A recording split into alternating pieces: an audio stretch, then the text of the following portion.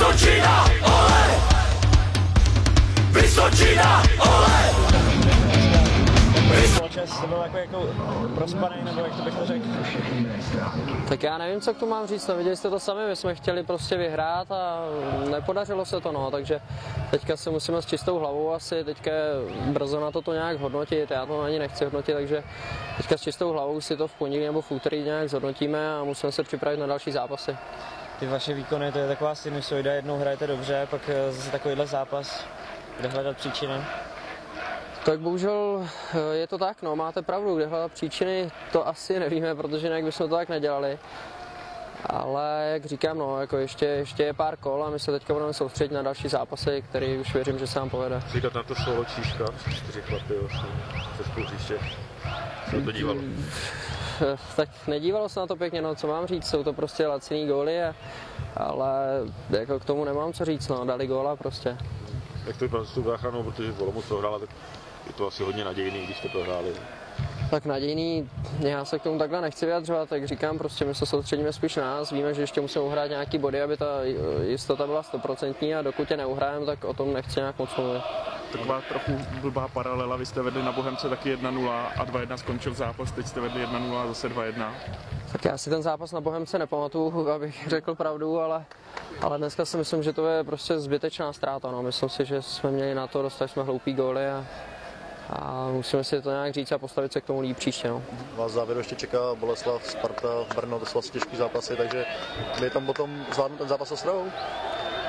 Tak jsou to těžký zápasy, no, ale já si myslím, že když se na někoho připravíme, tak vyhrát může každý s každým, takže jako samozřejmě Ostrava je asi papírově jinde než Sparta, ale všechny zápasy jsou těžký, takže bych to neříkal jen takhle. Začínáte se trochu bát o tu záchranu zase, když... Ne, tak opakuju to asi po třetí, já o tom nějak nechci mluvit, my prostě se soustředíme zápas od zápasu, chceme vyhrát a když uhráme ještě body, tak se zachráníme. Jakoby osobně se cítí pátoš s Janem Universala tam další na straně? Jo, tak Sanem se mi hraje dobře, on je ofenzivní, je fotbalový, technický, takže podporuje hodně ten útok, navíc si myslím, že i dozadu si umíme vyhovět, že mluvíme, takže to si myslím, že je v pohodě. Co tomu zápasu říct, vedli jste 1-0, ale je to bez bodu. Je to bez bodu, no. Co k tomu říct, nevím, no. Tam zase takový první ta chyba, tam jsme měli rychlejší vylézt ven. Myslím, že jsme tam byli moc vzadu, no. A ten druhý gól, tam to prošel, jsem tam 3krát odrazilo a to jsou prostě chyby, které nás sráží už ve víc zápasech, no. Z tribuny to vypadá, že do útoku je to hodně těžkopádný. Je to tak složitý se tam procpat dopředu? Složitý to je, no. Tak ve všech zápasech to je složitý, jako to...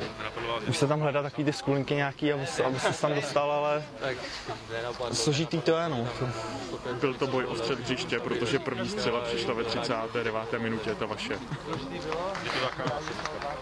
Tak já si myslím, že v každém zápase rozhoduje většinou boj v tom středu hřiště a tam je to asi nejdůležitější a když tam dominujete, tak většinou ten zápas vyhrajete. No. Tady zase asi soupeř dominoval a vyhrál. No. Jeden pěkný okamžik trvá. No, tak spadlo to tam naštěstí. No. Už jsem nedal góla, jak jsem se to takhle zpestřelil, když to bylo zase gól na nic. No. Když jsem se na to ptal Pepi Basala, ty vaše výkony, to je taková sinusoida, prostě mění se to, jednou hrajete dobře, teď zase špatně, tak jako, kde je ta příčina, nebo čím to je? No? To těžko říct, to sám nevím. Nám se jednou hraje dobře, bylo to možná trošku nervózní, no. Ten zápas byl hodně důležitý pro nás, že ta Olomouc zase sklopítla a už jsme v podstatě mohli mít klid, no. Jste ani neudrželi vlastně vedení, ukazuje to nějaký slabiny teda týmu, nebo? Tak slabiny to nevím, ale tohle jsou už kolikátej zápas, no. Takovýhle chyby vzadu, těžko k tomu něco říct, no. Asi čekají 4 zápasy, Boleslav, Brno, Ostrava, Sparta, tam asi bude důležitý zvládnout zápas s Ostravou. Teď už je to o vůli, no, teďka. Teď už prostě musíme urvat 3 body.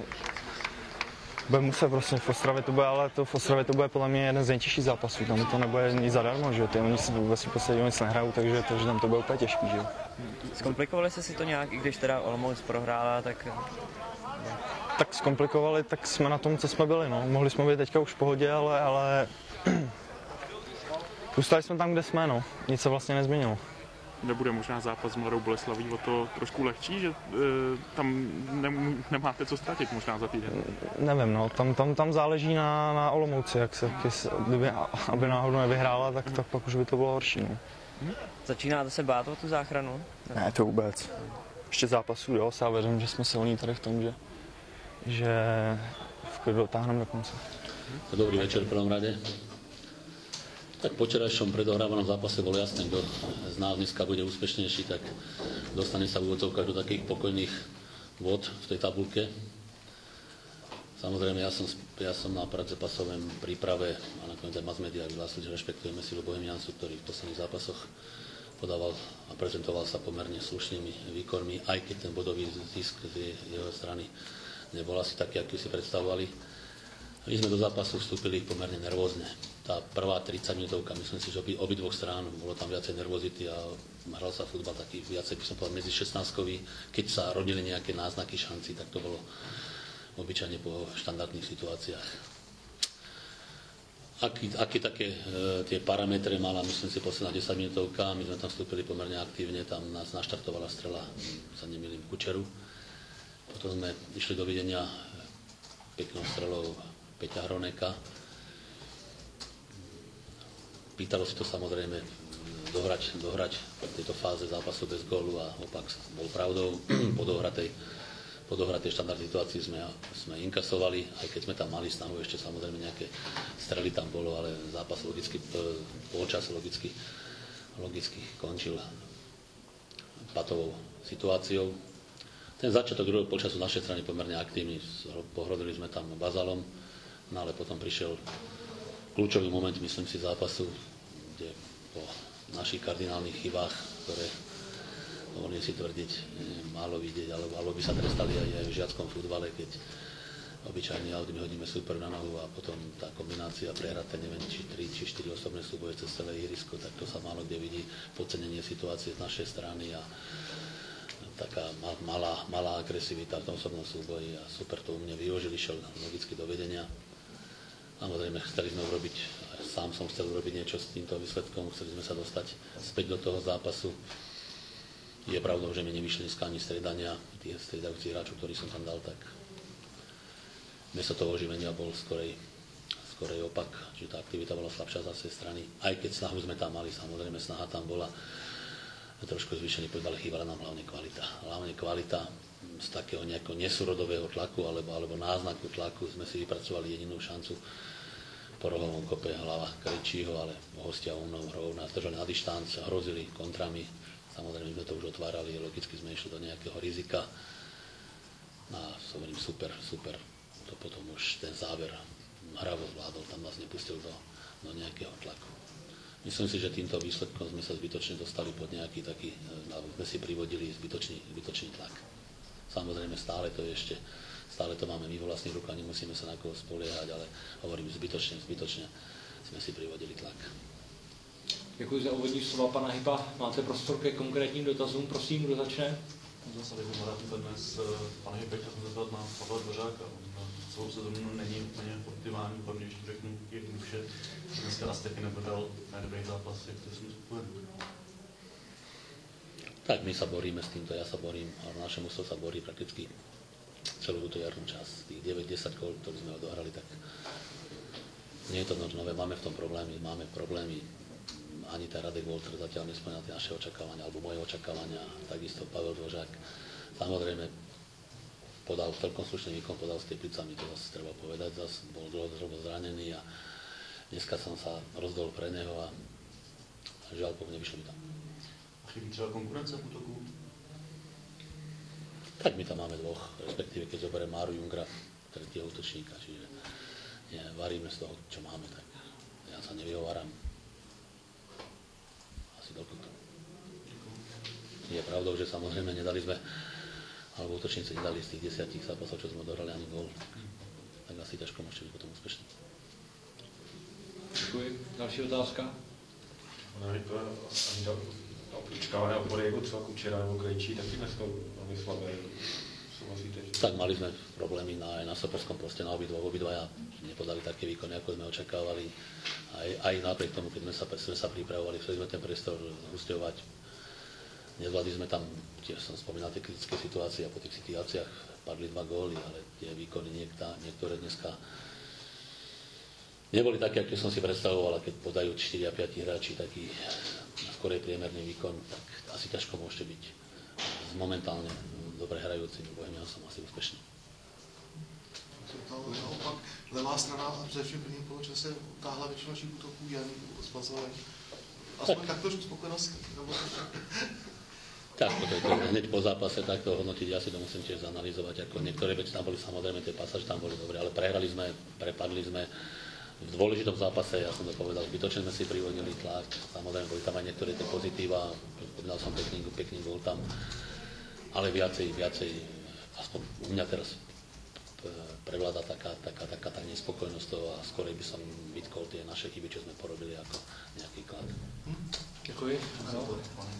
Zbývají 4 kola, Mladá Boleslav, Brno, Ostrava a Sparta. Který ten zápas teďka pro vás bude stěžení, co týče toho bojového záchranu?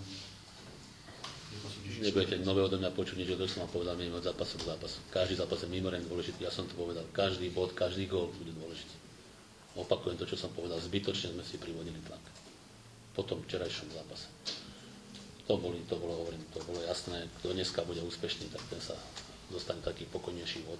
Aj keď ešte samozrejme nie je úplne zachránený, ale je trošku nad vecou, jak sa hovorí.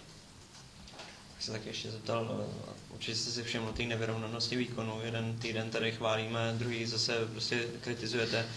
Řešíte to nějak nebo přemýšlíte, jako co s tím? Bavil jste se o tom třeba s mužstvem? Čím to?